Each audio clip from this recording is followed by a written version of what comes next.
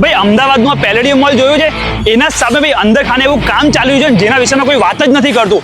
આજુબાજુના જે લોકો છે ને એમને તો ખબર છે, પણ તમે આ રસ્તાથી નીકળતા તો તમને ખબર હોવી જોઈએ. ચલો તમને બતાવી દઉં, આવી આવજો. ભાઈ આ કર્ણાવતી NX દેખાય ને, અંદર તમને આજે લાઈવમાં કન્ફર્મ કરું.